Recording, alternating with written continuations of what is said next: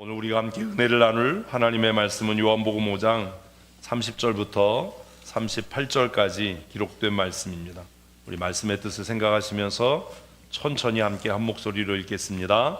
내가 아무것도 스스로 할 수 없노라. 듣는 대로 심판하노니 나는 나의 뜻대로 하려 하지 않고 나를 보내신 이의 뜻대로 하려 함으로 내 심판은 의로우니라. 내가 만일 나를 위하여 증언하면 내 증언은 참되지 아니하되 나를 위하여 증언하시는 이가 따로 있으니 나를 위하여 증언하시는 이는 그 증언이 참인 줄 아노라. 너희가 요한에게 사람을 보내매 요한이 진리에 대하여 증언하였느니라. 그러나 나는 사람에게서 증언을 취하지 아니하노라. 다만 이 말을 하는 것은 너희로 구원을 받게 하려 함이니라. 요한은 켜서 빛에 있는 등불이라. 너희가 한때 그 빛이 즐거이 있기를 원하였거니와 내게는 요한의 증거보다 더 큰 증거가 있나니 아버지께서 내게 주사 이루게 하시는 역사 곧 내가 하는 그 역사가 아버지께서 나를 보내신 것을 나를 위하여 증언하는 것이요 또한 나를 보내신 아버지께서 친히 나를 위하여 증언하셨느니라. 너희는 아무 때에도 그의 음성을 듣지 못하였고 그 형상을 보지 못하였으며 그 말씀이 너희 속에 거하지 아니하니 이는 그가 보내신 이를 믿지 아니함이라. 아멘. 오늘 이 요한복음에 우리가 다룰 이 말씀은 이렇게 말씀을 강론하기에 좀 까다롭고 또 한편으로는 적합하지 않은 말씀일 수도 있습니다. 그러나 이 말씀이 갖고 있는 그 의미는 굉장히 장엄하고 그리고 또 깊이가 깊다라고 할 수 있습니다. 얼마 전에 선풍적인 인기를 끌었던 책이 있습니다. 지금도 뭐 스터디셀러로 많이 팔리고 있는데 정의란 무엇인가라고 하는 책입니다. 여러분 서재에도 아마 한 권씩은 있으리라고 생각을 하는데 마이클 샌델이라고 하는 그 교수가 하버드대에서 10여 년 동안 강의했던 그 강의 내용을 책으로 저술해서 발간한 것이 정의란 무엇인가라는 책입니다. 이 책이 처음 2008년에 미국에서 출판됐을 때 10만 부 정도가 팔렸습니다. 그러니까 그냥 그럭저럭 이렇게 뭐 베스트셀러는 아니지만 그래도 꽤 알려진, 그리고 또 그가 가지고 있었던 하버드대 교수라고 하는 그 이름 때문에 많은 책들이 팔렸는데, 이 책이 후에 우리나라에서 출판되면서 땅 면적이나 인구수에 비해서 미국과 상대가 안 되는 우리나라에서 얼마쯤 팔렸을 거라고 생각하세요? 110만 부 이상이 팔렸습니다. 110만 부. 놀라질 않네요. 우리는 뭐 대단하신가요? 별로 이런 감동이 안 돼요. 미국에서 10만 부가 팔렸는데 뭐 우리나라 땅 미국에 있는 호수에도 쏙 들어가잖아요. 남한이. 이 작은 나라에서 110만 부 이상이 팔렸어요. 전 세계가 충격을 받았어요. 그리고 전 세계가 다시 이 책에 주목을 했어요. 그래서 이 책이 전 세계에서 우리나라에서 스터디셀러가 되고 베스트셀러가 돼서 전 세계에서 흥행에 성공했습니다. 그래서 이분이 감동을 받아서 2014년에 우리나라에 왔습니다. 와서 강연을 했습니다. 저자, 직강 뭐 이런 거죠. 그래서 도대체 한국 사회는 왜 이렇게 정의에 대해서 열광하는가? 이렇게 정의의 붐이 일어났는가? 이런 신드롬이 왜 일어났는가? 라고 하는 것들을 사회학자들이 고민하기도 하고 그것 가지고 토론하기도 하고, 그리고 뭐 강의를 좀 한다라고 하는 사람은 유튜브 영상에 이 강의를 뭐 무수히 올렸어요. 뭐 한국사 전공하는 뭐 설민석이라고 하는 사람도 이 책에 대해서 뭐 했던 걸로 제가 알고는 있는데 보지는 않았지만, 하여튼 세간의 주목을 끌었던 책, 한국 사회가 전 세계에 파장을 일으켰던 책, 정의란 무엇인가. 제 서재에도 2권이 있습니다. 한 권은 제가 샀고 한 권은 누가 선물을 해서 가지고 있는데, 이 책에서 다루고 있는 건 뭐냐 하면 정의라고 하는 것, righteousness라고 하는 것, 이 justice라고 하는 것, 이것을 이야기하기 전에 이 마이클 샌델 교수는 정의를 어떻게 정의해야 하는가 라는 주제를 화두를 던집니다. 정의를 어떻게 정의할 것인가. 우리 글로는 똑같아요. 정의. 그런데 뜻은 다르죠. 이거 뭐 규정짓는다, define이라고 하는 뒤에 것은 그런 뜻이 됩니다. 그래서 정의롭다라고 하는 것을 어떻게 규정지을 거냐, 어떻게 정의할 거냐, 사실 이 책의 주제는 그겁니다. 뭐가 정의다가 이 책의 주제가 아니라 정의를 어떻게 규정지을 거냐라는 것을 이 책은 다루고 있습니다. 400페이지가 넘는 굉장히 방대한 분량의 책입니다.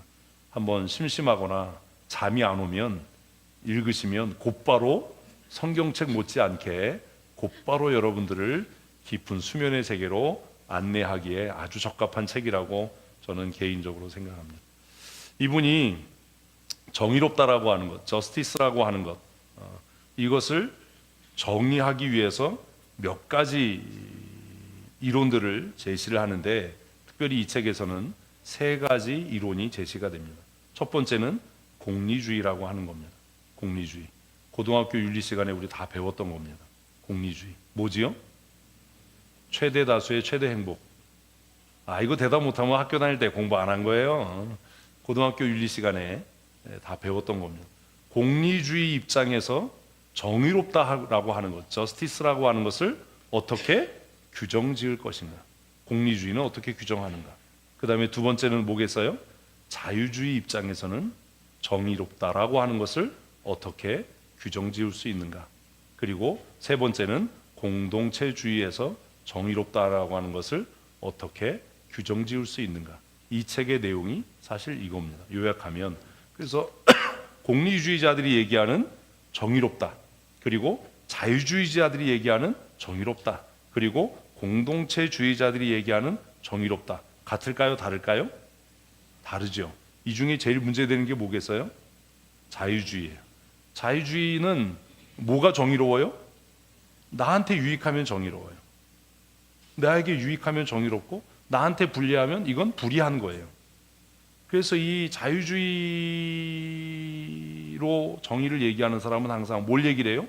내 생각에는, 내가 보기에는, 내 판단에는 항상 모든 것이 누구 중심이에요? 자기 중심이에요. 그런데 내 생각에는, 내 판단에는, 내가 보기에는 이라고 할 때 그는 모든 사람과 적이 되는 겁니다. 그렇죠? 이게 자유주의가 갖고 있는 문제예요. 내 생각에는, 근데 100명이면 내 생각이 100개잖아요. 다른 게 아니라 100개의 내 생각이 있는 거예요. 그건 네 생각이지. 네 생각이 그게 옳지만 내 생각에는 옳지 않아. 그래서 자유주의자들이 얘기하는 정의는 굉장히 미묘하고 복잡합니다. 정의롭다라고 하는 것을 사전에서 찾아보면 우리가 사회생활을 안전하고 보다 편리하게 유지하기 위해서 모든 공동체가 지켜야 할, 강제해야 될 규범, 이렇게 아마 정리할 겁니다. 제가 뭐 하느라고 바빠서 사전을 안 찾아봤는지 모르지만 하여튼 그렇게 사전에 규정이 될 겁니다. 그래서 이 책의 저자가 은근하게 주장하는 건 어떤 입장의 정의예요? 공동체주의적인 정의예요. 우리 교회도 뭐예요? 공동체죠. 이렇게 힘이 없어요. 무슨 공동체예요? 신앙 공동체이고 믿음 공동체이고 하나님 나라 공동체입니다. 아멘. 그래서 우리도 따라야 되는, 그 교회, 조직 교회로서 따라야 되는 그 정의는 공동체적인 정의에 가까울 겁니다. 그 제가 늘 얘기하잖아요. 교회에 유익이 되게 해야 한다. 교회에 손해를 끼치면 안 된다. 교회가 손해되는 일은 악이다.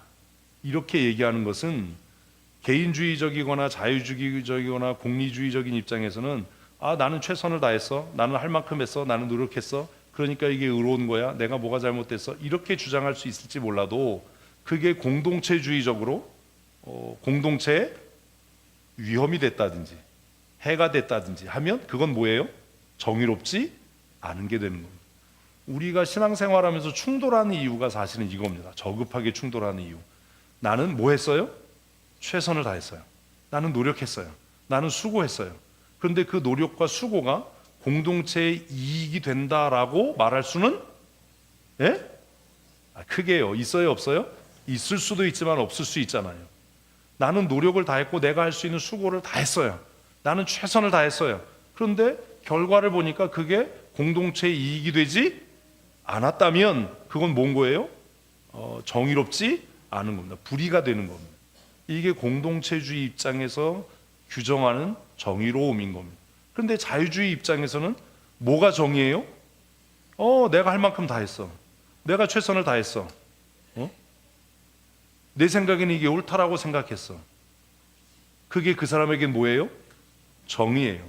이렇게 되면 공동체주의가 추구하는 정의와 또 자유주의자가 추구하는 정의는 뭐 하게 돼요? 충돌하게 됩니다. 우리가 이래서 복잡한 겁니다. 아시겠어요? 무조건 믿음, 아멘 이게 아닌 거예요. 그래서 스스로 생각해 봐야 돼요. 이 책을 읽으셨든지 안 읽으셨든지 이 책을 읽으면서 고민해야 되는 게 뭐냐 하면 올바름이 뭐냐가 아니라 나는 정의롭다라고 하는 것을 어떻게 규정하는가. 나는 옳다라고 하는 것을 어떻게 규정하고 있는가 하는 것에 대한 고민이 있어야 된다라는 거예요. 근데 우리는 대부분 그런 고민 없이 뭐라고 얘기하냐면 내 생각엔 이게 옳다.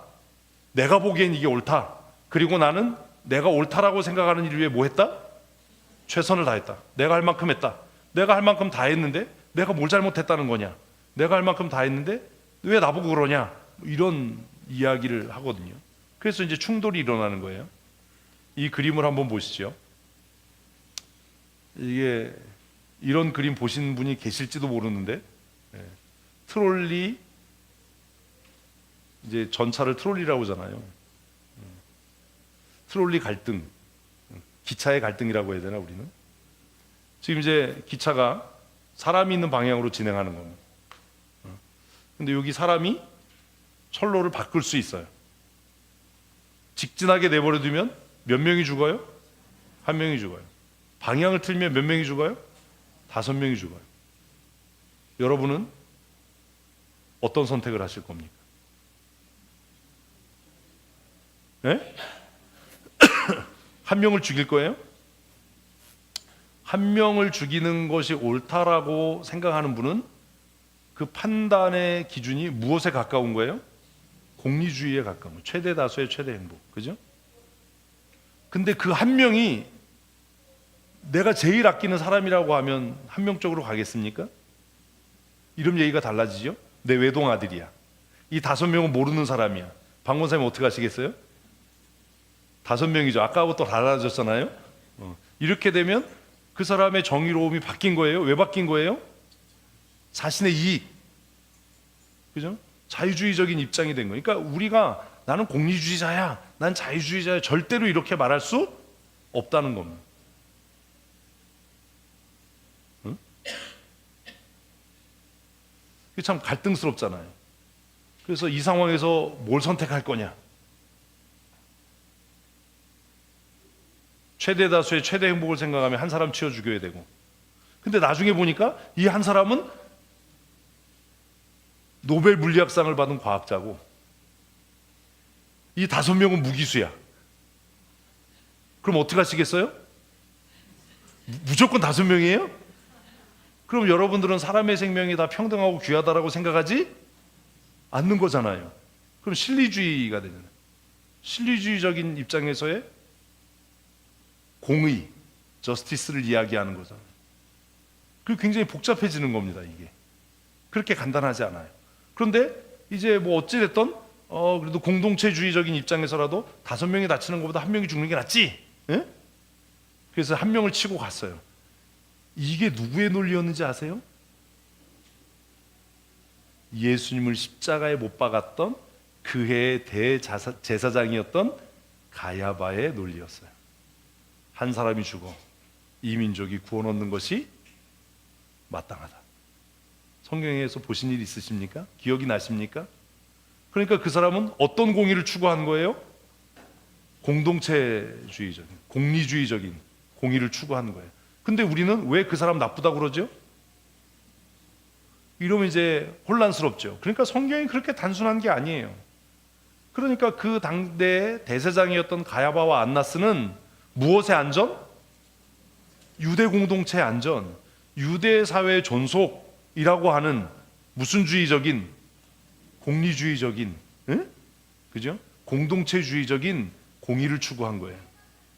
근데 왜 우리는 그 사람들을 나쁘다고 그러죠? 좀 어렵지요. 예수 믿는 게 그렇게 간단하고 쉬운 게 아니고 우리의 감정이 그렇게 간단하고 쉬운 게 아니라는 겁니다. 그게 제일 무서운 게 섣불리 아는 사람이 제일 무서운 거예요. 섣불리 알면 이제 우기기 시작하거든요. 근데 이제 여기에 또 한 가지 배제된 게 있어요. 뭐가 배제됐어요? 이 한 사람 치고 지나갔더니 그 뒤에 100사람이 있는 겁니다. 이 5사람 치고 지나갔더니 그 뒤에는 아무도 없는 겁니다. 누구의 선택이 옳은 거예요? 5사람 치고 간 게 옳은 거잖아요. 왜요? 5사람 죽였더니 그 뒤에 더 이상 희생당하는 사람이 없는데 한 사람 치고 지나가서 한 사람 죽였더니 그 뒤에는 100사람을 죽여야 되는 이런 일이 생기잖아요. 그래서 이런 것 때문에 어떤 감독이 만든 영화가 뭐냐면 그때는 옳았고 지금은 옳지 않다. 뭐 이런 거잖아요. 우리는 그 뭐 영화를 보면서 그 홍모씨잖아요. 응? 뭐씨 뭐 이래 뭐 이러고 뭐 그 젊은 여배우하고 같이 살아서 뭐 욕 먹지만 사실 그 제목을 가만히 생각해 보면 이것도 무엇에 대한 고민? 정의롭다라고 하는 것에 대한 고민이었다는 겁니다. 과연 무엇이 정의로운 건가? 이 철로를 변경할 수 있는 이 사람은 어떻게 결정하고 어떻게 행동해야 정의로운 건가? 여러분 쉽습니까? 어렵습니까? 어렵습니다. 그런데 우리는 항상 내가 기준이어서 내가 정의롭다라고 착각하고 살아갑니다. 그래서 이 정의가 무엇인가라는 책을 쓴 이 교수가 그 책의 후속으로 출판한 책이 뭐냐 하면 공정하다는 착각, 정의롭다는 착각. 누가? 내가. 자신이 정의롭다고 생각하는 사람 치고 정의로운 사람은 없습니다. 자신이 공정하다고 생각하는 사람 치고 공정한 사람은 없다라는 거지요. 그건 그 상황, 그 사람의 고민의 정도, 그 사람이 갖고 있는 정보의 양, 이런 것에 따라서 결정되는 거니까요. 그래서 우리는 늘 그런 이야기합니다. 그때는 그게 최선이었어. 그때는 그게 최선이었다고 해서 그게 정의로운 일이라고 말할 수는 없는 겁니다. 가야바와 안나스의 선택이 그때는 그게 최선이었을 겁니다. 그는 대제사장으로 자신의 민족을 구하기 위해서 최선을 다한 공의로운 선택을 했다라고 믿었고 바리새인들도 그의 선택에 지지를 했을 겁니다. 그런데 시간이 지났습니다. 예수님이 3일 만에 부활하셨습니다. 그의 정의는 엎어졌습니다. 그는 공의롭지 않은 사람, 그는 불의를 행한 사람으로 기억됩니다. 또 한 사람이 있습니다. 그게 누구예요? 빌라도입니다. 빌라도도 자기의 선택에 대해서 뭐라고 변명합니까? 나는 공의로운 선택을 했다. 나는 이 죽음에 관계가 없다. 그래서 손을 씻었습니다. 빌라도는 이야기할 겁니다. 나는 최선을 다했어. 나는 그때 그럴 수밖에 없었어. 내가 만일 손을 씻지 않았다면 밀란이 일어났을 거고 사회는 혼란 속에 빠졌을 거야. 그러니 나는 그 혼란을 막았고 밀란을 막았고 나는 그 당시에 내가 총독으로 살 수 있는 크게요. 뭐요? 최선을 다했다. 나는 공의를 행했다. 라고 그는 생각했을 겁니다. 그런데 3일 만에 예수님이 부활하시고 그는 지나간 2000년 동안 오늘 우리가 예배를 시작하면서도 가장 어떤 사람으로? 불의한 사람으로. 아니 공의를 얘기하는데요. 어떤 사람으로? 불의한 사람으로. 본디오 빌라도에게 고난을 받으시고 라고 가장 불의한 사람으로 수십억의 인구가 고백하고 있다는 겁니다. 그래서 정의롭다라는 것은 참 규정하기가 어렵습니다. 정의를 정의한다는 것은 그래서 참 어려운 일입니다. 그런데 우리는 너무나 겁없이 너무나 쉽게 내가 정의롭다라고 주장하고 내 정의로움이 받아지지 않을 때 우리는 분노합니다. 그러면 그 분노가 과연 정당한 것인가? 이 고민을 해야 되잖아요. 그렇죠? 공리주의자가 말하는 정의, 또 개인주의자가 말하는 정의, 또요 공동체주의자가 말하는 정의. 사실 오늘 저의 관심, 또 여러분의 관심은 이 책의 저자가 이야기하는 우리는 어떤 정의를 따라야 할 것인가 라는 것에 대한 관심이 아니라, 우리가 예수 믿는 사람이라면, 예수 믿으시죠? 뭐 아멘이 그래. 하나님 나라 소망하시죠? 그런 사람이라면 우리가 정의하는 정의는 무엇인가? 우리는 어떻게 정의로움, 저스티스라고 하는 것을 어떻게 정의할 것인가, 디파인 할 것인가 하는 것에 대한 고민을 좀 해야 하지 않겠습니까? 그 본문이 오늘 본문입니다. 누구도 설교하지 않는, 이해하기 쉽지 않은, 그런데 너무 간단하고 명료한, 오늘 본문을 살펴보는 것을 통해서 저는 여러분과 함께 정의를 정의하려고 합니다. 한국말 참 어렵죠? 뭐 하자고요? 정의를 정의하십시다. 그래서 이제 개인주의적인 입장에서, 공리주의적인 입장에서, 공동체주의적인 입장에서의 정의를 이야기하다가 엎어지는 어리석은 사람이 아니라, 하나님 나라에 속한 사람으로 무엇을 이야기하는? 하나님의 정의, 하나님의 공의를 이야기하는, 이 땅의 정의는요 다 무엇에 관한 문제예요? 분배에 관한 문제예요. 그래서 이 교수가 쓴 책의 내용은 실질적인 현상들을 많이 다루고 있어요. 왜요? 대학에서 강의를 했던 거니까. 우리나라의 강의는 그냥 무조건 주입식이지만 미국의 강의는 토의하고 토론하고 현재적으로 일어나는 상황에 대한 거니까, 모든 자유민주주의와 자본주의 국가에서 가장 큰 문제가 뭐예요? 분배의 문제거든요. 부의 분배. 우리가 정의롭지 않다고 느낄 때가 뭐예요?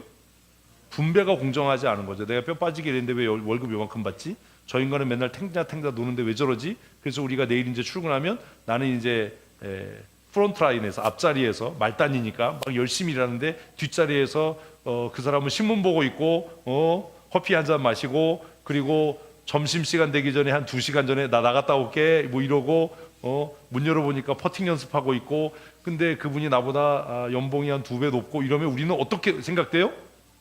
불의하다, 부당하다, 뭐 이런 거잖아요. 응? 그래서 공리주의가 됐든 자유주의가 됐든 공동체주의가 됐든 이런 모든 정의를 정의하는 사람들의 가장 큰 관심은 뭐예요? 분배예요. 이런 일이 우리 역사에도 있었어요. 우리나라는 외세의 침입을 참 많이 받았습니다. 그래서 외구가 쳐들어왔을 때 의병들이 일어났어요. 그죠? 의병들. 의병이라고 하는 것도 의로운 병사잖아요. 의병들이 일어나서 외세를 물리쳤는데, 호란이 일어났을 때는 의병이 일어나지 않습니다. 왜 그랬을까요? 아니, 외구가 쳐들어왔을 때는 의병들이 일어나서 나라를 지켰는데, 예? 왜 호란이 일어났을 때는 의병이 일어나지 않죠? 왜 그러죠?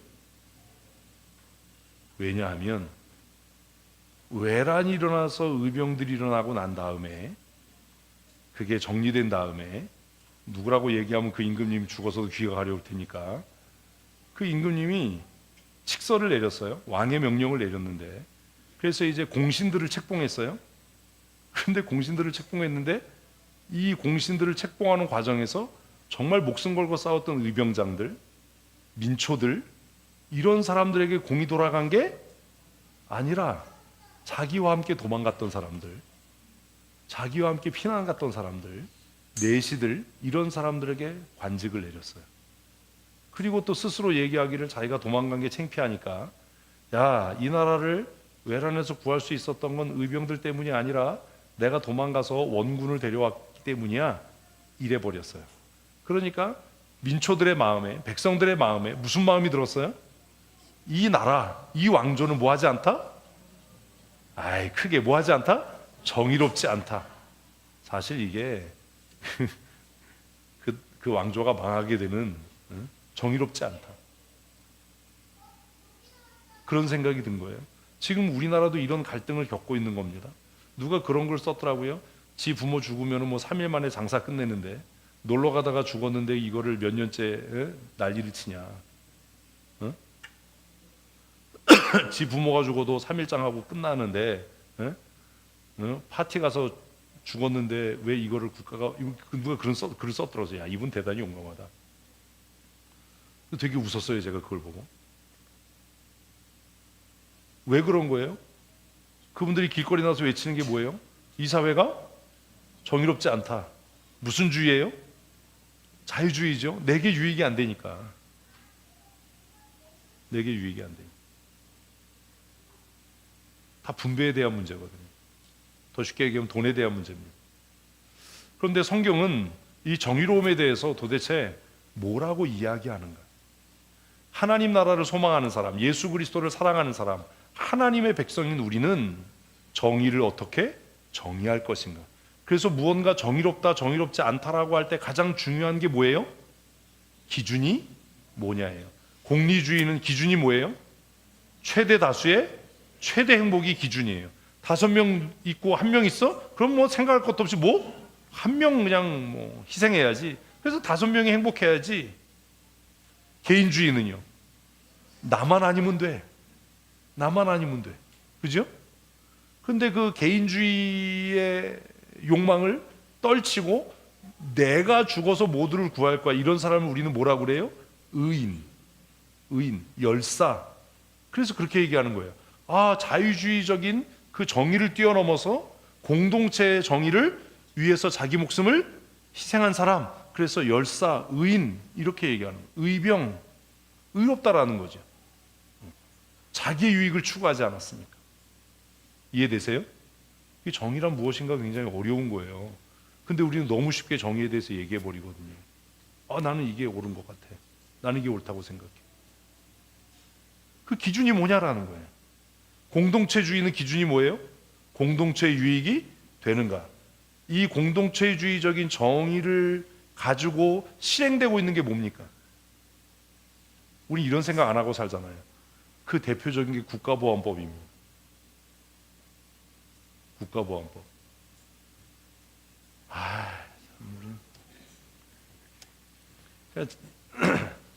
이런 고민을 함께 좀 이렇게 성경을 가지고 하고 싶은데 이게 잘 안 되는 거예요. 국가보안법은 대한민국이라고 하는 국가 공동체의 유익을 최고의 선으로 여깁니다. 그렇죠? 이걸 최고의 정의로 여깁니다. 그래서 국가의 안보에 위험이 되면 개인이 됐든 단체가 됐든 지위 고하를 막론하고 그 사람의 모든 권리를 박탈할 수 있다. 그렇게 해도 그건 뭐다? 의로운 일이다. 정의다. 아니, 우리가 지금 살고 있는 시대의 얘기잖아요. 여러분은 이 세상과 떨어져 사세요? 근데 이걸 이해를 못하니까 뭐 인권이 침해됐어요. 왜 국가보안법이 존재할 수 있냐 하면 무슨 입장인 거예요? 공동체적인 입장에서의 최대의 의로움, 최대선을 추구하기 때문이에요. 개인의 권리가 침해되고 개인의 권리를 말살하더라도 공동체의 안녕이 뭐다? 최고의 선이다. 그래서 지금 우리가 살고 있는 시대에 이것 때문에 고민하는 거예요. 이것 때문에 충돌하는 거예요. 사실 그게 별거 아닌 것 같지만 자유주의적인 정의를 얘기하는 사람은 국가가 망하더라도 뭐가? 개인의 주권과 자유가 침해되면 안 된다. 국가 망한다면 너 어떡할 건데? 그건 난 모른다. 국가 없어도 산다. 이러는 거죠. 기업이 망해도 괜찮다. 내 임금만 오르면 된다. 그래서 상여금 뭐 900% 뭐 이런 거 하는 거잖아요. 네? 다 이 정의에 대한 문제인 거예요. 분배에 대한 문제. 근데 우리는 그냥 겉으로 드러나는 것만 보거든요. 그 겉으로 드러나는 것만 보고 뭐 이게 뭘 어쩌고 뭐 이런 얘기를 해요. 정말 중요한 건 뭐예요? 그가 정의롭다라고 이야기할 때 그가 갖고 있는 기준이 뭐예요? 이 책의 저자가 던지는 화두가 그거예요. 뭐가 옳다가 아니라 네 기준이 뭐냐? 너의 정의로움의 기준이 뭐냐? 근데 우리는 어떤 사람이라고요? 예수 믿는 사람이잖아요. 또 아닌가 봐. 예수님 믿으시죠? 하나님 나라 목적하고 사시죠? 교회 공동체 일원이죠? 그러면 우리가 뭐 이 세 가지 공리주의적인 입장, 자유주의적인 입장, 공동체주의적인 입장 이것만 가지고 얘기해도 우리는 어디에? 공동체 유익을 따라야 되는 사람인 거예요. 근데 그것보다도 더 중요한 게 있다는 겁니다. 그게 오늘 본문의 내용입니다. 그래서 그 의로움의 기준이 뭐냐라고 하는 것에 대해서 이 400페이지에 달하는 책은 계속 질문을 던지는 거예요. 우린 또 책을 안 읽으니까 책을 좀 읽으셔야 돼요. 동영상 보고 이런 거 하지 말고 책을 읽는 시간을 가지셔야 돼요. 네 기준이 뭐길래 너는 그걸 의롭다라고 정의하냐? 정의로움의 정의의 기준이 뭐냐? 이거죠. 그죠? 지금 신약 성경의 전체 갈등이 뭐예요? 정의로움을 어떻게 정의하느냐예요. 그게 안식일 논쟁이고, 그게 주권에 대한 논쟁이고, 그게 하나님 나라와 통치에 대한 논쟁이에요. 지난주에도 그거였어요, 사실은. 응? 바리새인들에게는 안식일에 병을 고치면 안 돼요. 왜? 그건 정의롭지 않은 일이에요. 그들의 정의의 기준은 뭡니까? 모세의 율법이에요. 대답 못할 것 같으니까 빨리빨리 얘기를 해버리는 거예요. 근데 예수님은 왜 그 일을 하죠? 예수님은 그들과 다른 정의로움의 정의가 있었기 때문이에요. 그러니까 바리새인들이 얘기하는 저스티스하고 예수님이 말씀하시는 저스티스는 뭐가 달라요? 기준이 다른 거예요. 그 정의의 정의가 다른 거예요. 여러분과 제가 충돌하고 있다면 뭐가 다른 거예요? 그 정의에 대한 정의의 기준이 다른 것뿐이에요. 누가 옳고 그름이 아니에요. 우리는 이걸 옳고 그르다라고 자꾸 얘기하려고 하는데 옳고 그름이 아니라 뭐가 다른 것뿐이라고요? 정의를 어떻게 정의하느냐가 달라서 그런 거예요. 그럼 우리는 정의에 대해서 어떤 정의를 갖고 있느냐? 좀 어렵죠. 그래서 이런 좀 설교를 하고 말씀을 묵상해야 되는데 이게 참 쉽지가 않은 거예요. 이게. 그러니까 한 두 달 전쯤에 이 책 나눠주고 읽어와라 뭐 이랬어야 되는데 하여튼 뭐 읽었다고 치고 그럼 그 기준이 뭐냐? 그게 오늘 본문이 다루고 있는 거예요. 또 궁극적으로 목적이 뭐냐예요. 개인주의를 이야기하는 개인주의자의 정의의 궁극적인 목적은 뭐예요? 자기 만족이에요. 자기 만족. 내가 이거 해보고 싶었어. 그런데 내가 하기엔 좀 그러니까 내가 공동체의 돈을 가지고 공동체의 기회를 가지고 내가 해보고 싶었던 일을 한번 해보지 뭐. 안 되면 말고. 응? 자기에게 뭐가 없어요? 손해가 없어. 이해 못해요. 손해가 없어. 무엇으로 하니까? 공동체의 재화로 하니까. 공동체의 시간, 공동체의 기회, 공동체의 돈. 그래서 기회비용을 없애고 경제적인 손해가 있고 이런데 결국 자기에겐 그게 의롭지 않은 일이 아니에요. 왜? 자기에겐 손해가 안 됐거든요. 어렵죠. 공무원들의 태만이 여기에서 생기는 거예요. 잼버리 준비하라고 돈 줬더니 뭐 해요? 우리 다 알잖아. 왜 그거 해요? 자기에겐 손해가 안 돼요. 그러니까 그게 뭐예요? 자기에겐 정의로운 거예요. 그럴 수도 있지. 나만 그랬어. 다 그랬는데. 여태까지 근데 관련돼? 우리가 연수 갔다 온 거야. 이게 문제인 거예요. 공무원 사회의 가장 큰 문제가 이거예요. 그걸 우리는 기강의 해이라고 얘기를 하죠. 도덕성의 결여라고 얘기해요. 근데 그 사람들은 도덕적으로 자기가 문제 없다라고 얘기합니다. 왜요? 개인주의적인 기준을 갖고 있으니까요. 그런데 공동체적인 기준으로 봐서는 그게 공동체에 손해를 끼친 거죠. 그러니까 불이한 거예요. 얼마 전에 우리 노예에서도 어떤 분들이 뭘 연구한다고 노예 예산을 썼어요. 그분들에게는 그게 뭐예요? 정당하고 의로운 거예요. 응? 그랬더니 노예 안에 어떤 승질 들어온 어떤 놈이 어떻게 그럴 수 있냐? 토해내라. 그랬어요. 그 새끼가 누구냐면 나예요. 그렇게 쓴 사람들 다시 왜? 우리는 뭘 추구해야 되니까? 공동체 유익을 추구해야 되니까. 말도 안 되는 짓을 하지 마라. 무슨 연구를 했냐? 연구한 결과도 없는데. 연구비 100만 원 갖다 썼으면 연구 결과를 내놔야지. 응? 이렇게 된 거죠. 목적이 뭐냐? 그 일을 하는 목적이 뭐냐? 이 고민에 대한 답이 이 서론이 그래서 긴 거예요. 지금 해보셔야 돼요. 그리고 오늘 이 말씀을 죽을 때까지 잊지 말아야 돼요. 그래야 하나님의 사람으로 사는 거예요. 정의, 우리가 생각하는 저스티스, 그리고 그것과 대비되는 하나님의 뭐가 있어요? 공의, righteousness가 있어요.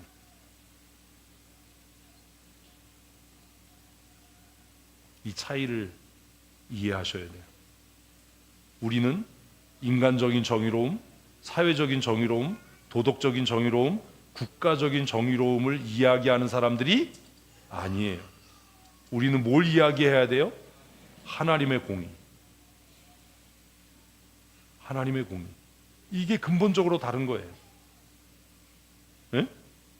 그런데 오늘도 많은 사람들이 교회 안에서 뭘 얘기를 해요? 도덕적 정의, 사회적 정의, 윤리적 정의, 국가적 정의, 그리고 정말 속상하게 개인적 정의를 주장해요. 내 생각에는, 내 경험으로는, 내 뜻으로는, 내 입장에서는. 공동체적인 정의를 얘기하는 사람은 뭘 얘기해요? 이게 국가에 이익이 되냐? 그래서 제5공하고 이런 거 보면 각하 이런 게, 그분들은 뭘 추구하는 거예요? 공동체 유익을 추구하면서 떨어지는 자신의 유익을 또 챙겼으니까 이게 문제가 되는 거예요. 그럼 예수 믿는 사람은 도대체 어떻게 사는 거냐?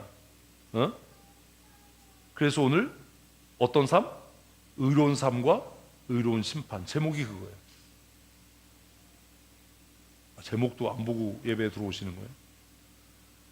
오늘 이 본문을 가지고 여러분과 함께 이제 서론을 이제 어느 정도 마친 거예요. 서론인데 진이 다 빠졌어요. 사회가 말하는, 세상이 말하는, 아까 이야기한 오늘의 그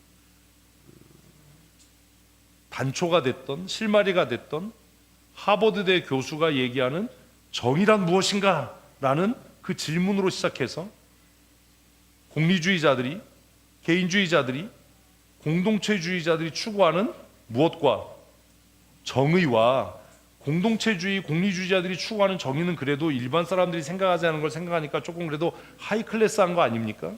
그것과 하나님의 공의는 어떻게 다르냐? 그러면 성도는 어떻게 살아야 성도냐? 이 고민을 해야만 한다는 겁니다. 그래야 성도인 겁니다. 본문을 읽어보십시다. 내가 아무것도 스스로 할 수 없노라. 듣는 대로 심판하노니 나는 나의 뜻대로 하려 하지 않고 나를 보내신 이의 뜻대로 하려 함으로 내 심판은 의로우니라. 여러분, 이거 말이 안 맞죠? 말이 뭐가 안 맞아요? 나는 아무것도 스스로 할 수 없대. 이거 거짓말입니다. 성경 가지고 거짓말. 왜요? 예수님은 하나님이시고, 예수님이 하나님이시라면 예수님은 전지전능한 분입니다. 그러니 못하실 게 없으십니다. 그런데 예수님께서 스스로 뭐래요? 나는 스스로 아무것도 할 수 없대요. 강조하기 위해서 한 거죠. 이걸 제대로 쓰면 나는 아무것도 내 뜻대로 하지 않는다. 우리의 문제가 뭐예요? 우린 내 뜻대로 하거든요. 내 개인의 자유를 가지고, 내 개인의 유익을 위해서, 공동체의 유익을 위해서, 최대 다수의 최대 행복을 위해서 우리는 그렇게 하거든요. 근데 예수님은 뭐라고 그러냐면 나는 아무것도 내 뜻대로 하지 않는다. 또 나는 누구를 심판해도 내 뜻대로 심판하지 않는다. 어떤 사람에 대해서 잘했어, 잘못했어, 공의로워, 공의롭지 않아 라고 이야기할 때도 뭐대로? 내 기준대로 하지 않는다. 근데 자기 기준대로 하는 사람은 예수님도 뭘로 하는 것처럼 보이는 거예요? 자기 기준대로 하는 것처럼 보이는 거예요. 그러니까 불의하다라고 얘기를 하는 거예요. 왜 네 고집대로 해? 왜 네 뜻대로 해? 그럼 우리는 다 네 뜻에 순종해야 돼? 왜 우리를 바보로 만들어? 왜 우리를 맹종시켜? 이렇게 얘기하는 거예요. 근데 예수님은 뭐래요? 예수님은 아무것도 자기 뜻대로 행하지 않을 뿐만 아니라 누구를 판단해서 옳다, 누구를 판단해서 옳지 않다, 공의롭다, 공의롭지 않다, 정의롭다, 정의롭지 않다라고 판단하는 그 기준도 자기에게 있는 게 아니라는 거예요. 그런데 우리는 우리가 판단할 때 내 생각으로, 내 경험으로, 내 의지로 하니까 상대편도 자기 경험으로, 자기 뜻대로, 자기 의지대로 하는 것처럼 보여지는 거예요. 근데 예수님이 뭐라고 하냐면 나는 내 뜻대로 한 게 아무것도 없고 내 판단을 내 의지대로 한 게 아무것도 없어. 그래서 내 심판은, 마지막 절에 내 심판은 의롭다, 정의롭다. 왜? 다 아버지의 뜻대로 하기 때문에. 30절 이게 대단한 이야기예요. 이게 기독교 세계관의 기초예요. 세상 사람들은 세상의 정의를 이야기합니다. 도덕적 정의, 윤리적 정의, 사회적 정의를 이야기합니다. 그런데 우리는 뭘 얘기한다고요? 하나님의 공의를 얘기합니다. 이게 충돌하는 거예요. 팬데믹 상황이 되면 예배하지 않는 게 뭐예요? 네? 사회적 정의예요. 그죠? 어떤 경우에도 예배를 멈추지 않는 게 뭐예요? 하나님의 공의예요. 이걸 이해를 못하는 거예요. 왜 그래야 되냐? 야, 풀무불에 들어가더라도 예배는 멈추면 안 돼. 사자굴에 들어가도 예배는 멈추면 안 돼. 하나님의 공의에 대한 의지가 있냐? 팬데믹 상황인데 무식하게 왜 모여? 왜 그래야 돼? 응? 질병관리청, 국가의 정책. 맞아, 그게 공동체의 유익일 거야. 그게 사회의 정의일 거야. 지금 팬데믹 상황에서 사회를 안전하게, 공동체를 안전하게 유지하려면 격리해야 되고 예배하지 말아야 되고 많은 사람이 모이는 거 금해야 되고 그게 옳아, 그게 저스티스야. 그런데 그것보다 뛰어넘는, 그것을 초극하고 뛰어넘는 뭐가 있어? 하나님의 공의가 있어. 이 두 가지가 충돌할 때는 내가 하나님의 사람이고 하나님 나라를 목적하고 하나님의 부름을 받은 사람이니까 나는 무엇을? 하나님의 공의를 선택한다. 아멘? 이게 다른 거예요. 이게 이해가 안 되니까 목사님 왜 고집 부려요? 왜 목사님 왜 30절에서 예수님이 뭐라고 이야기합니까? 나는 뭐대로 안 한다? 내 뜻대로 안 한다. 그래서 예수님께서 행하시고 심판하시는 그 의로운 근거가 뭐다? 하나님의 뜻이에요. 기억해 두십시오. 하나님의 뜻과 세상의 정의를 얘기하는 사람들의 사상이 충돌하지 않을 때는 우리가 뭘 따라야 돼요? 세상의 공의 추구해야 돼요. 공동체의 선 추구해야 돼요. 그죠? 그리고 그 공동체의 선과 내 개인의 선이 충돌하지 않을 때는 뭘 또 누릴 수 있어야 돼요? 개인의 선 누릴 수 있어야 돼요. 그래야 행복하죠. 내가 불고기 내 돈으로 사 먹는데 그게 공동체 해악이 되나요? 그러니까 사 먹어야죠. 그죠? 근데 내가 해운대 가서 홀딱 벗고 수영하는 거는 공동체의 선과 충돌할 수도 있지만 그게 또 공동체의 선이 될 수도 있잖아. 응? 귀 있는 자는 알아서, 응? 그럴 수 있잖아요. 우리가 사는 세상이 그렇게 단순하지 않다는 거예요. 그래서 때에 따라서 사회에서 말하는 그 공리주의적인 선의 추구, 또 개인적인 의의 추구, 공동체적인 의의 추구는 처해 있는 상황과 환경과 입장에 따라서 달리 적용될 수 있어요. 그렇잖아요. 그런데 어떤 상황에도 불변하게 적용되는 뭐가 있다? 저스티스, 의로움이 있다. 그게 뭐다? 하나님의 의지다. 하나님의 뜻이다. 그래서 예수님께서 지금 시비 거는 바리새인들에게 너 안식일에 왜 병자 고쳤어? 응? 그냥 내버려 두면 물이 동할 때 들어가서 나면 되는데 너 왜 이랬어?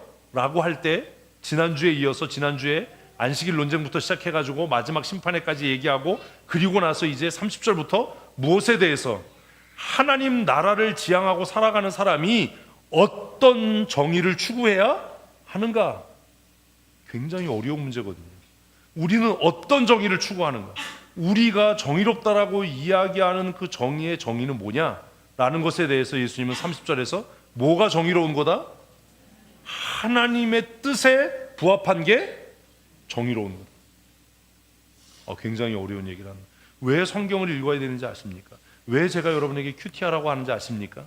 성경 읽지 않고 큐티를 해서 그게 내 삶에 적용되지 않으면 자기 딴에는 그게 아무리 옳은 것 같고 자기 딴에는 이게 사회적인 정의고 윤리적인 정의고 도덕적인 정의고 세상의 사람이 어떻게 그럴 수 있어? 입장을 바꾸는 이럴 수 있어도 그게 뭐는 아니다? 하나님의 공의는 아니다. 제가 얘기했잖아요. 어떻게 아말렉을 진멸하는 게 윤리적 정의고 도덕적 정의입니까? 전쟁 포로에 대한 규정이 있는데 어떻게 싹 죽여버리는 게 그게 어떻게 윤리적 정의입니까? 거짓말해서 자신의 생명을 구걸한 기브온 사람들을 살려두는 게 어떻게 정의입니까? 그런데 성경은 그걸 뭐라고 얘기를 해요? 하나님의 공의, 믿음의 결과, 말씀에 대한 순종이라고 얘기한다고. 근데 우리 이런 고민을 안 하고 그냥 성경을 읽는 거예요. 그러니까 성경을 지식으로는 아는데 뭔가 정의를 얘기하고 의로움을 얘기하고 올바름을 얘기할 때는 뭘 끌어와요? 개인적 정의, 공리주의적 정의. 공리주의적 정의나 공동체적 정의를 얘기하는 사람은 그래도 훌륭한 사람이에요. 우리는 다 뭘? 개인적 정의를 끌고 와서 내 입장에는, 내가 생각할 때는, 그때 상황에서는 이 얘기를 하는 거예요. 예수님은 그렇게 말하지 않는다라는 겁니다. 같이 읽습니다. 다시 한번. 내가 아무것도 스스로 할 수 없다. 스스로 할 수 없다가 스스로 하지 않는다잖아요. 그죠? 듣는 대로 심판한다. 나는 나의 뜻대로 하려고 하지 않고 나를 보내신 이의 뜻대로 하려 한다. 그러니까 내가 하는 심판은 의롭다. 아멘. 야, 이게 엄청난 거예요. 엄청난 거. 2000년 전에 쓰여진 이 말씀이 하버드대 교수의 책보다 훌륭한 거예요. 우리는 읽으면서도 이게 이해가 안 되는 거예요. 참 그 정의란 무엇인가라는 책이 굉장히 대단한 반향을 일으켰어요. 인문학 책 중에 이렇게 100만 부 이상 팔린 경우가 거의 없기 때문에 충격적인 일이었죠. 그래서 기독교인이 가져야 할, 아니 정확하게 말하면 누가 내가 가져야 할 정의의 기준은 뭐다? 이게 하나님의 뜻인가? 아멘. 이것 때문에 성경 읽으라는 거예요. 성경 지식, 성경 뭐 아는 거 이거 필요 없어요. 왜 큐티하라고 그러냐? 내가 지금 하는 말, 내가 하는 태도, 내가 행하는 행위가, 내 판단이 하나님의 뜻에 부합하는가? 그래야 내가 어떤 사람이니까? 정의로운 사람이니까. 오늘 주제는 정의잖아요. 참 감사합니다. 이렇게 잘 이해해 주셔서. 제가 고민 엄청 했거든요. 이걸 다뤄야 되나? 그래서 사실은 이거 뛰어 넘어가려고 그랬어요. 그냥 6장으로. 마지막에 이거 너무 어렵다 다루기가. 정의의 문제가 그렇게 쉽지 않다. 근데 예수님이 너무 선명하고 단순하게 써놓으신 거예요. 뭐가 정의야? 하나님의 뜻이 정의다. 우리 질문해야 되잖아요. 왜? 하나님이 창조주이시니까. 그게 예레미야예요. 하나님이 창조주이시니까. 토기장이가 진흙 한 덩어리로 뭘 만들든지 그 행위는 어떻다? 정의로운 거다. 우리 정의 얘기하니까 어떤 거다? 똑같은 진흙으로 고급 커피잔을 만들든, 똑같은 진흙으로 오강 모르지 또 요즘 애들은. 오강을 만들든 똥장군을 만들든 그의 행위는 정의로운 거다. 우리가 볼 땐 똑같은 진흙인데 왜요? 아니 그 고급 커피잔은 문화재가 될 거고 수십억에 나중에 팔릴 거 아니에요. 똥장군은요? 그것도 문화재는 안 되고 민속박물관에 갈 거예요. 얘는 국립중앙박물관에 가고 얘는 똑같은 진흙으로 만들었는데 민속박물관에 갈 거야. 그렇다고 도공이 불의한 겁니까? 아니잖아요. 예레미야가 그걸 얘기하잖아요. 하나님이 그걸 썼잖아요. 야, 도공이 진흙 한 덩이 가지고 마음대로 할 수 있는데 내가 인류의 역사와 세계의 역사를 마음대로 주무르는 것이 불의하다라고 할 수 있냐? 아니라는 거죠. 그래서 이제 우리의 정의로움의 기준이 바뀌어야 된다는 거예요. 우리가 적어도 예수 믿고 하나님 나라를 소망한다면 정의로움의 유일한 기준은 뭐다? 하나님의 의지다. 하나님의 뜻이다. 아멘. 이게 쉽지 않은 거예요. 그래서 성경 읽으라는 거예요. 왜? 하나님의 뜻이 명확하게 밝혀지는 게 어려우니까. 그래서 묵상하라는 거예요. 매일 묵상하라는 거예요. 하나님의 뜻이 무엇인지 그 기본적인 원리를 깨닫게 해주세요. 이게 쉽지 않다. 사랑하는 성도 여러분, 우리 좀 그렇게 사십시다. 개인적인 정의, 자유주의적인 정의 이거 말고 조금 더 이렇게 좀 성숙해서 공리주의적인 정의 혹은 뭐 공동체적인 정의를 추구하다가 이제 그것도 이제 좀 졸업하고 이제는 뭐 하나님의 공의를 추구하는, 하나님의 공의를 추구하는. 그래서 예수님께서 30절에서 엄청난 이야기를 하신 거예요.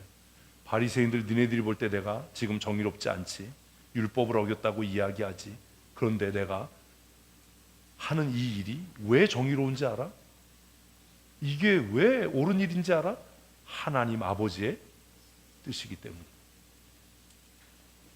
그러면 나는 그렇게 살고 있느냐라는, 같이 읽습니다. 내가 만일 나를 위하여 증언하면 내 증언은 참되지 아니하다. 여러분 다 그런 거예요. 우리가 얘기할 때 앞에 뭐가 붙으면, 내 생각에는 이 붙으면 참되지 않은 거예요. 오늘부터 이제 끝내야 돼요. 뭐가 붙으면, 내 생각에는, 내가 볼 때는, 내 입장에는 이게 붙으면 이건 참되지 않은 거예요. 그건 뭐예요? 그냥 너의 개인적인 생각이에요. 우리 이거 가지고 논쟁하고 싸우거든요. 그리고 논쟁하지 마세요. 그냥 그 사람 생각이 그러면 그렇구나, 너는 그렇구나 이러고 끝내세요. 그거 이기려고 애쓰지 마시고. 내가 나를 위해서 증언한다면 내 증언은 참되지 않아. 그런데 같이 읽습니다.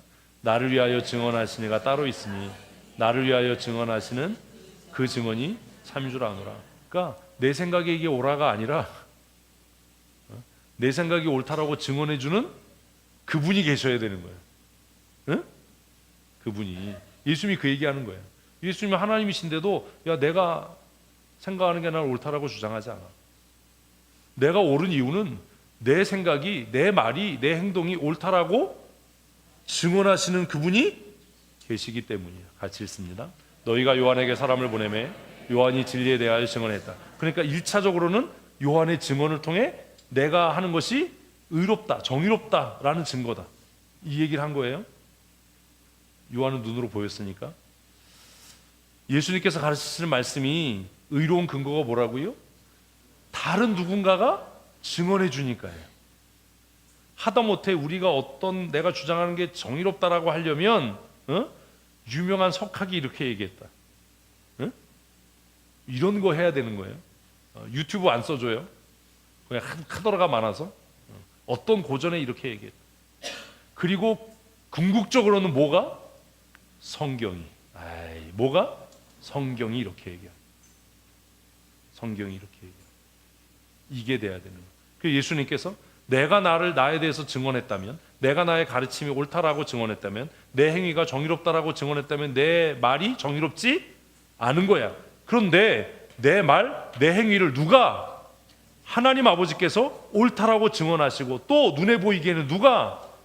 너희가 선지자로 여겼던 세례 요한이 옳다라고 증언했으니까 내 증거가 정의롭지 않냐, 옳지 않냐. 그래서 예수님은 한 번도 내 생각엔 이게 옳다고 생각하니까 옳아 이렇게 얘기한 적이 없다라는 거예요. 이해되셨습니까? 그 다음으로 한번 읽어보십시다. 같이 읽습니다. 하나님 아버지께서 증거하시는 것으로 예수님은 자신의 정의로움을 증명했다라는 거예요. 그럼 우리도 우리의 정의로움을 증명하려면 무엇으로? 성경의 근거. 하나님 아버지께서 말씀을 안 해주시잖아요, 여러분에게. 무엇으로? 성경의 증거. 이분들이 또 예수님하고 맞먹으려고 그러네. 무엇의 근거로? 성경의 근거로. 내가 이렇게 주장하는 데는 뭐가 있어? 성경의 근거가 있어. 성경의 근거가 있어. 그래서 제가 금요일 날 말씀드렸잖아요. 욥이 왜 의롭냐? 왜 욥의 친구들이 의롭지 않으냐? 욥의 친구들은 공의를 얘기했어요. 정의를 얘기했어요. 그렇죠? 저스티스를 얘기했어요. 근데 왜 하나님은 그 친구들한테 욥한테 사과해라라고 얘기했냐? 질문했잖아요. 근데 뭐 그때만 이제 고민을 안 하시고 답을 안 찾아오셨잖아요. 왜요? 욥의 친구들은 끊임없이 욥에게 뭐라고 얘기했어요? 이 설교 끝내야 되는데 내 생각에는 욥의 친구들은 욥에게 계속해서 내 생각에는 내가 볼 때는 네가 죄졌으니까 그런 거야. 내가 알기로는 내 생각에는 이렇게 한 거예요. 욥기는 의인이 당하는 고난에 대한 문제를 기록하지 않습니다. 이게 다른 거예요. 우리가 욥기 읽으면 욥의 친구들 말이 틀린 게 없어가 아니라 없는 것 같아 보이는 거지. 없다라고 또 그러면 어떻게 없어 보이죠? 근데 그 친구들은 항상 뭐라고 얘기해요? 그래서 하나님이 그러는 거예요. 그건 네 생각이고, 그건 네 생각이고. 그 욥에게 직접 오셔서 묻는 거예요. 타조가 어디다 알랐는지 알아? 네가 사자 먹이 줘봤어? 이런 걸 물어요. 그러니까 욥이 그래요. 뭐라고 그래요? 나중에 무식한 말로 이치를 어둡게 했다 내가. 하나님 앞에 회개하죠. 우리의 의를 주장하려면, 우리가 하나님 앞에 의로운 사람이야 라고 주장하려면 우리의 주장의 근거는 무엇이어야 한다? 성경이어야 한다는 거예요. 그래서 제가 여러분에게 성경 읽으십시오. 묵상하십시오. 성경으로 논쟁하지 마십시오. 성경으로 토론해봐야 아무 유익이 없습니다 라고 말씀드리는 거예요. 그래서 지금 이제 묵상하면서 제가 여러분에게 성경에서 뭘 찾으세요? 삶의 원리를 찾으세요. 그게 이거예요.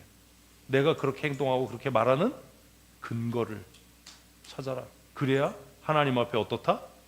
의로운 사람이다. 그 고민을 해야 되는 겁니다. 34절 읽습니다. 그러나 나는 사람에게서 증언을 취하지 아니하노라. 다만 이 말을 하는 것은 너희로 구원으로 받게 하려 함이라. 그러니까 요한에 대한 이야기, 내가 요한에게 증거받아서 내가 나를 정의롭다라고 정의하는 게 아니다. 내가 요한의 예를 듣는 건 너희들이 이 말을 듣고 뭐 하려고? 깨달아서 구원에 이르게 하기 위해서 하는 거지, 내가 요한의 증거를 받아서 내가 정의로운 사람이라고 주장하는 것은 아니다 라고 말씀하셨어요. 그럼 이제 우리가 생각해 봐야죠. 나는 어떻게 의로운 삶을 살 수 있겠는가? 이 질문에 대한 답이 34절, 35절 이어집니다. 같이 읽습니다. 그러나 나는 사람에게서 증언을 취하지 아니하노라. 다만 이 말을 하는 것은 너희로 구원을 받게 하려 함이니라. 요한은 켜서 비추이는 등불이라. 너희가 한때 그 빛이 즐거이 있기를 원하였거니와 내게는 요한의 증거보다 더 큰 증거가 있으니 아버지께서 내게 주사 이루게 하시는 역사, 곧 내가 하는 그 역사가 아버지께서 나를 보내신 것을 나를 위하여 증언하는 것이요. 그러면 우리가 말하고 우리가 행동하는 것이 무엇으로 증명될 때? 말씀, 성경으로 증명될 때 우리는 어떤 사람이에요? 의로운 사람이에요. 정의로운 사람이에요. 굉장히 어려운 주제인데 잘 따라와 주셔서 감사합니다. 굉장히 복잡한 겁니다. 그래서 예수 믿는 사람의 정의라고 하는 관점이 예수 믿지 않는 사람들과 근본적으로 다른 이유가 이거예요. 예수 안 믿는 사람들은 어떤 석학이 얘기했으니까, 어떤 심리학자가, 어떤 철학자가 얘기했으니까, 어떤 사회학자가 얘기했으니까, 어떤 박사가 이렇게 얘기했으니까, 그러니까 내 논리가 그 말에 근거해서 이렇게 주장했으니까 내 말이 옳다라고 이야기하는 건 뭐예요? 그나마 좀 나은 사람이에요. 세상에서 자기 생각 고집하지 않고 내가 볼 때 내 생각에 이거 안 하고 어떤 사회학자가 이렇게 얘기했으니까, 뭐 칸트가 이렇게 얘기했으니까, 데카르트가 이렇게 얘기했으니까, 아리스토텔레스가 네 꼬라지를 알아라 이렇게 얘기했으니까, 뭐 이런 사람은 좀 나은 사람이야. 예수 믿는 사람의 수준은 그게 아니라는 거예요. 무슨 칸트가 얘기했고 헤겔이 얘기했고 뭐 데카르트가 얘기했고 뭐 이런 게 아니라, 우리가 우리의 삶이 정의롭다, 우리의 판단이 의롭다라고 주장할 수 있는 근거는 내 삶이 어디에 근거해 있기 때문에? 하나님의 말씀에 근거하고 있기 때문에. 아멘. 그 얘기한 거예요. 어렵게. 그러니까 성도는 어떻게 정의롭게 살 수 있어요? 말씀 따라 살 때예요. 할렐루야. 그러니까 성도가 정의로울 수 있는 거예요. 우리는 이런 생각을 안 한다고. 그래서 늘 내 행동, 내 생각의 흐름, 내 말, 내 판단을 어디에? 말씀의 거울에 비춰봐야 돼요. 응? 얼마나 많은 사람이 나와 나의 의견에 동조하는가, 얼마나 많은 사람이 내 논리에 동조하는가, 누가 나하고 같이, 이게 아니라 내 생각, 내 주장, 내 판단이 어디에 근거하는가? 말씀과 일치하는가를 누가? 내 스스로가 날마다 말씀 앞에 비춰봐야 되는 거예요. 그 시간이 개인 경건의 시간이에요.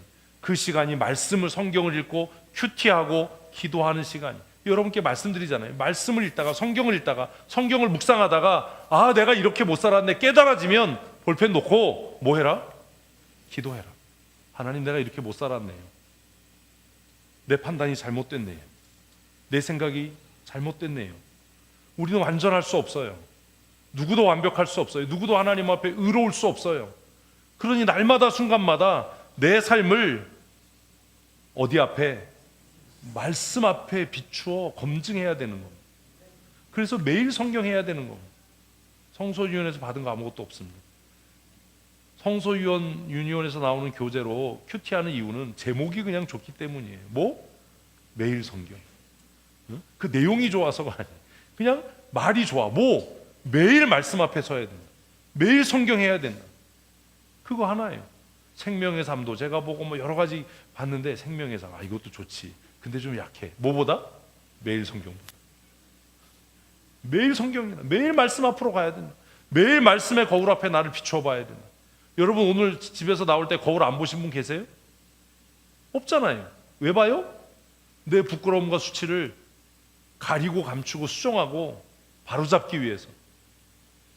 저도 예배 들어오기 전에 화장실 가거든요. 가서 넥타이는 삐뚤어지지 않았나? 응? 뭐 배지 달고 있는 건 삐뚤어지지 않았나? 응? 살펴보거든요. 거울이 없다면 어떻게 내가 단정한 걸 알 수 있겠습니까? 거울에 비춰진 내 모습을 봐야 내가 얼마나 정돈되고 준비됐는지, 흐트러져 있는지, 추한지 그거 알 수 있을 거 아닙니까? 거울에 비춰진 내 모습을 봐야 내가 정의로운지 정의롭지 않은지 알 수 있을 거 아닙니까? 내가 상상하는 나하고 거울에 비춰진 나는 같습니까?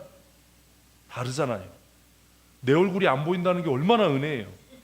내 얼굴이 안 보이니까 나는 뭐 아란드롱 닮았겠지 이러고 사는 거잖아요. 해리슨 포드를 닮았겠지 뭐 이러고 여러분 다 뭐 내가 올리비아 하세를 닮았겠지 뭐 이영애를 이러고 사시잖아요. 근데 거울 보면 놀래잖아. 응? 말씀이 그런 역할을 하는 거예요. 우리는 다 우리 자신이 어떻다고 생각해요? 정의롭다라고 생각해요. 내가 정의로워. 그러니까 세상이 다 불의해 보이는 거예요. 그래서 세상이 어떻게 나한테 이럴 수 있어? 응? 그래서 가수가 노래했잖아요. 테스 형 세상이 왜 이래? 응? 테스 형 세상이 왜 이래 도대체? 응? 세상이 왜 나를 속여? 우린 다 그 착각 속에 살아요. 나는 정의롭고 나는 공정하고 나는 공평하고 정직하다고 공평하다고 착각하는 그 착각 속에 살아요. 그런데 내 자신을 어디 앞에 세우면, 말씀 앞에 세우면, 여러분이 거울 앞에 섰는데 남의 허물이 보입니까? 남의 허물이 보이든가요? 내가 거울 앞에 섰는데 거울 앞에서 이해했는데 박문사님이 2층 3열에 불난 게 보입니까? 안 보이잖아요. 뭐가 보일 뿐이에요? 내 수치가 보일 뿐이에요. 내 자신을 말씀의 거울 앞에 세우지 않으면 뭐가 보여요? 남의 수치가 보여요. 남의 허물이 보여요. 그래서 그거 가지고 비판하고 그거 가지고 비난하고 그거 가지고. 근데 내가 나를 어디 앞에 세우면, 거울 앞에 세우면 그때부터는 뭐가 보여요? 내 허물이 보여요. 우리는 이걸 뭐라고 얘기해요? 하나님의 은혜, 하나님의 공의라고 얘기하는 거예요. 그래서 내가 예수 앞에 나가면, 말씀 앞에 나가면 나의 죄가 보이고 내 허물이 보여서, 아, 하나님, 내가 내 공의로 사는 게 아닙니다. 누구의 의로? 예수 그리스도의 공의로. 그래서 우리 찬양하는 거예요. 예수 하나님의 공의다. 내 부끄러움을 가리고 내 연약함을 감추고 나를 다시 살게 하는 예수 그리스도가 하나님의 공의입니다라고 찬송하는 거예요. 예수님이 없으면 우리는 누구도 하나님 앞에 나가설 수 없어요. 어떻게 성도가 정의롭게 살 수 있는가? 도대체 이 세상이 말하는 정의란 무언가? 한 번쯤 고민해야 되지 않습니까? 2008년에 출간돼서 2013년에 14년까지 100만 부 이상, 10만 부 이상, 100만 부 이상이 우리나라에서 팔렸다면 한 번쯤 우리가 고민해 봐야 되잖아요. 고등어하고 동창인데, 그래도 고등교육을 받은 사람이고 그 세상의 학문보다 더 뛰어난 하나님 나라의 지식을 갖고 살아가는 사람이라면 도대체 이 세상이 말하는 정의란 무엇인가? 하나님께서 말씀하시는 정의란 무엇인가? 그 눈으로 요한복음을 보니까 결국 예수님이 십자가에 못 박히신 건 무엇 때문이에요? 바리새인들이 말하는 정의와 하나님의 정의가 충돌한 거 아닙니까? 요한복음은 계속 그렇게 쓰여질 겁니다. 너희는 세상의 정의를 얘기해. 나는 뭘 얘기해? 하나님의 공의를 얘기해. 내 주장이, 내 행위가, 내 가르침이 옳은 것은 내 가르침과 행위에 대해 누가? 하나님 아버지가 옳다라고 증언하시기 때문에. 이게 예수님의 논리예요. 바리새인들이 이해했겠습니까? 이해 못했으니까 십자가에 못 박았죠. 오늘 우리가 예수의 사람, 하나님의 나라의 백성이라면 세상의 공리주의자의 공의, 정의, 개인주의자들의 정의, 또 공동체주의로서의 정의를 이야기하는 게 아니라 이제는 무엇을 이야기하는? 하나님의 공의, 그 정의를 넘어선 공의를 이야기하는 하나님의 사람으로 살아야 되지 않습니까? 하나님의 공의는 은혜입니다. 우리가 한 것 아무것도 없어도, 우리가 의롭지 못해도, 정직하지 못해도 하나님께서 예수 그리스도를 나를 위해 십자가에 못 박아 죽이셔서 내가 너를 의롭다 인정하마 라고 말씀하시는 그게 하나님의 공의입니다. 이것이 하나님의 공의 밖에 있는 사람에게는 가장 부당하고 가장 불리한 일로 보일 겁니다. 그렇잖아요. 선물을 못 받은 사람은 억울하지요. 선물 받은 사람은 감사할 뿐입니다. 이 차이입니다. 그래서 예수님께서 내가 의로운 이유가 뭔지 알아? 하나님 아버지가 나를 증거하시기 때문이다. 같이 읽습니다. 또한 나를 보내신 아버지께서 친히 나를 위하여 증언하셨느니라. 너희는 아무 때도 그 음성을 듣지 못하고 그의 형상을 보지 못했어. 우리는 하나님의 음성을 듣지 못하고 하나님의 음성을 보지 못합니다. 그러나 우리가 무엇을 따라 살 때, 하나님의 말씀을 따라 살 때 우리가 하나님 앞에 의로운 자로 인정받게 될 겁니다. 왜요? 36절에서 예수님께서 내가 하는 역사, 내 행위가 하나님의 뜻에 일치하기 때문에 하나님께서 나를 보내신 증거이고 내가 정의롭다는 증거가 된다라고 말씀하신 것처럼 여러분이 말하고 행동하고 판단하고 결정하는 모든 것들이 하나님의 말씀과 일치할 때 세상 사람들은 불의하다, 세상 사람들은 잘못됐다라고 얘기할지 몰라도 우리를 최후의 심판하실 예수 그리스도, 그리고 하나님 아버지는 우리를 어떻다고요? 정의롭다라고 인정해 주실 줄로 믿습니다. 이게 공의로 사는 사람이에요. 이게 어려운 거예요. 그러니 세상의 논리, 세상의 학문으로 의롭다고 인정받으려고 했을 것이 아니라 누구 앞에? 하나님 앞에, 하나님 앞에 의롭다고 인정받는, 하나님의 공의로 양식을 삼고 살아가는 하나님의 사람이 되십시다. 세상의 정의를 이야기하기보다 하나님의 공의를 힘써 이루어가는, 하나님의 공의가 나를 살게 합니다. 아멘. 하나님의 공의로 나는 나의 영혼의 양식을 삼습니다. 아멘. 이렇게 고백하고 살아가는 믿음의 사람으로 살아야 하지 않겠습니까? 그런데 예수님은 바리새인들에게 뭐라고 말씀하셨는지 아세요? 너희는 하나님의 공의를 알지 못하기 때문에 버리워졌다. 그게 38절입니다. 같이 읽습니다. 그 말씀이 너희 속에 거하지 아니하니 이는 그가 보내신 이를 믿지 아니하니. 얼마나 두려운 말씀입니다. 사랑하는 성도 여러분, 여러분 심령에 하나님의 말씀이 거하십니까? 왜 이러세요? 왜 이러세요? 저 겁나게. 여러분의 심령에 하나님의 말씀이 살아 역사하십니까? 그런 줄로 믿고 싶습니다. 그래야만 합니다. 그래야 우리는 하나님의 공의로 사는 사람입니다. 세상의 윤리, 세상의 학문이 우리 안에 살아 역사하는 것이 아니라 내 안에 무엇이 하나님의 말씀이 내 안에 거하고 그 말씀이 내 안에 살아서 약동할 때 하나님의 공의가 우리를 살게 하는 줄로 믿습니다. 여러분, 이게 성도예요. 교회 다니는 사람이 성도가 아니에요.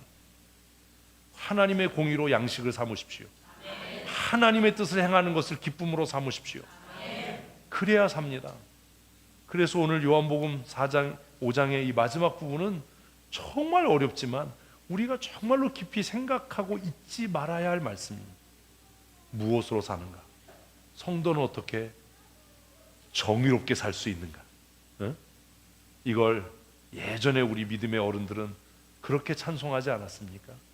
세상 사람 날 부러워 아니하여도 나도 역시 세상 사람 부럽지 않다. 세상 사람들이 나를 다 불의하다라고 손가락질하고 불의하다라고 욕해도 하나님 아버지께서 너 정의로워, 네 안에 말씀이 살아있고 예수 그리스도의 보혈이 너를 감싸고 있어서 내가 너를 정의롭다고 인정한다라고 하시면 우리가 살지 않겠습니까? 사랑하는 성도 여러분, 하나님의 공의로 사십시다. 그게 성도가 살아야 할 의로운 삶입니다. 그리고 우리가 그렇게 살 때 예수 그리스도의 의로우신 심판이 우리를 영원한 하나님 나라에 들어가게 하실 겁니다. 그러니 세상에서 때로 시험당하고 낙심하고 마음이 슬퍼지고 분노가 차오르고 하더라도 그것에 발목 잡히지 말고 하나님의 공의로, 하나님의 말씀 힘입어 승리하는 믿음의 사람들 되십시다. 우리 다 천국에서 다시 기쁘게 만나는 날까지 우리 그렇게 정의로운 사람으로 살아서 우리가 이 세상 떠나서 하나님 앞에 설 때 예수 그리스도께서 잘 왔다, 수고했다, 너 정의롭게 살았다, 이렇게 인정받을 수 있는 믿음의 사람들이 다 되십시다. 오늘 정말 어려운 본문 말씀을 정말 많이 고민하다가 제가 그래서 막 이렇게 뛰어넘고 가다가 안 되겠다, 요한복음을 그래도 한 번쯤은 빼놓지 말고 한 절이라도 빼놓지 말고 좀 묵상을 해야지. 그래서 이걸 어떻게 해야 될까 고민하다가 기도하면서 하나님, 잘 전하지 못해도 우리 성도들이 잘 깨닫게 해주세요. 기도하고 오늘 말씀을 준비했습니다. 하나님께서 우리에게 이런 말씀 깨닫는 은혜를 주실 줄로 믿습니다. 우리 모두 하나님 보시기에 정의로운 사람으로 사십시다. 우리 옆 사람과 인사하십시다. 하나님의 공의로 승리하십시다. 아멘. 믿음으로 살아서 하나님을 영화롭게 하고 또 하나님 앞에 옳다 인정받는 하나님의 사람들 다 되십시다. 우리 이 시간 잠깐 기도할 때 하나님의 공의를 힘입어 살게 하여 주시옵소서. 하나님의 공의로 승리하는 삶, 하나님께 인정받는 삶 살게 하여 주시옵소서. 우리 함께 기도하시겠습니다. 우리 구주 예수 그리스도의 크신 은혜와 아버지 하나님의 크고 놀라우신 사랑하심과 성령님의 교통하시고 우리로 하여금 진리의 말씀 깨달아 알아 우리의 삶의 근거를 하나님의 말씀 위에 두고 살아 예수 그리스도의 재림의 날에 혹 우리의 죽음의 날에 하나님 앞에 옳다 인정함을 받으며 하나님을 영화롭게 하는 믿음의 사람으로 살아가기로 마음에 결심하고 다짐하는 사랑하는 주의 권속들 머리머리 위에와 그들의 가정과 그들의 사랑하는 자녀들 위에 이제로부터 영원토록 함께 있을지어다. 아멘.